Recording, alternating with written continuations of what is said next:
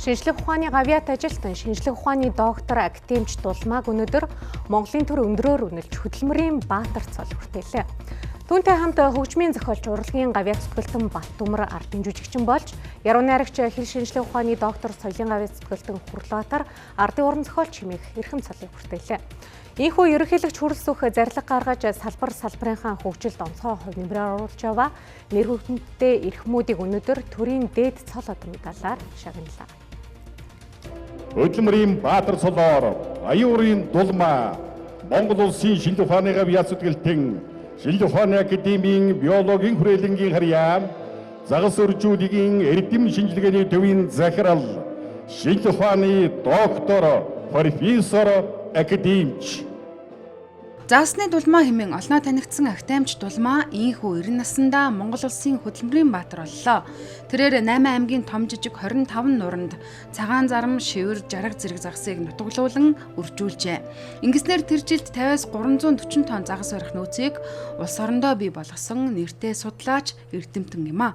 Түүнтэй хамт төрийн дэд цолоор шагнуулсан хөгжмийн зохиолч Баттүмэрийн тухайд монголчуудын сэтгэлд хоногдсон үндэсний бархлын илэрхийлэл 9 эрдний орон дууны аялгауг зохиосон нэрт хөгжимчөө. Яруу найргийн том саарл намайг эргүүлж байгаа. Тэгэл Бадарчин 9 эрдэнд найрлыг уншиж байгаагүй. Ийм юуг нь аруулаад дуу хийж болох юм байна гэж хийгээд тэгэл тэнд чинь одоо уул гэдэг чинь нураал байсан үе шүү дээ. Тэр их хэцүү харагддаг байсан. Тэгэл тэндээс эрднийг бохож аваад тэгэл одоо ингээд ашиглаж байгаа энэ төр би биеэр үүдсэн хүн. Тэгэл эх орны дуу хийх хинсан гэж тэгэл эрдэнэт байсан нас болж би 9 эрдэнэт би дуу хийсэн гэж бодож байдаг. Тэгээд надтай өнөө үе хүртэл өнгөрсөн 50 жилийн хугацаанд Монголын тайз зэрлэгцийн урлагт хамтран ажиллаж бүтээл туурж байсан үеийн уран бүтээлчдтэй их баярлж байна. За бидний хөдөлмөрийн үндэс суурь, харилцааны гол суурь болдог их усхан 6 зүйлийн хамаг амьтанд баярлж байна. За миний биеийн талд амьдралын төшөө тодгоор хань үр хүүхдэд баярлж байна. Монголын бүх ард түмэнд баярлж байна.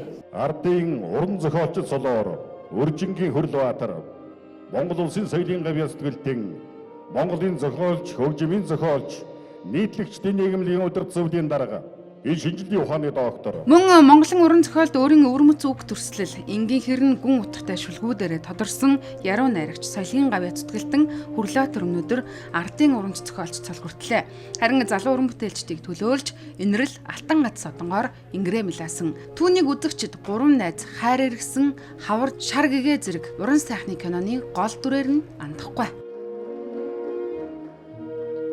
Яг ийм үед бол үнэхээр аав ээж бодогддог юм байна хамгийн түрүүнд. Тэгэхээр ард гэдэг үг, ард түмэн гэдэг үг бол явж агуулсан аав ээж гэсэн үг юм шиг надад санагдлаа.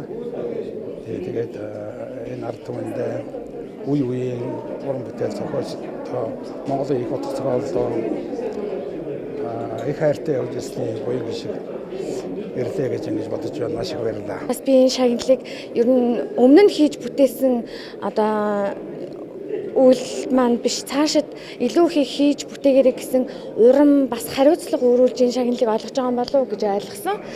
Тэгээд энд шагналаа батлахын тулд цаашид маш их зүйлийг хийж тэгээд үнэн цэвэр хөдөлмөрөөр шагналынхаа үнцнийг батлнаа л гэж бодож байна. Тэгээд энэ жилийн хувьд Eagle телевизийн маань 30 жилийн ой дохиож байгаа. Тэгээд хэвлэл мэдээллийн салбарын томоохон нөлөөгийн агентлагийн хувьд Eagle телевизийн хамт олонны хөдөлмөр бүтээлийг бас төр засгаас өндрөөр үнэлж манай хамт олныг бас шагнаж байна гэж ойлгож байна.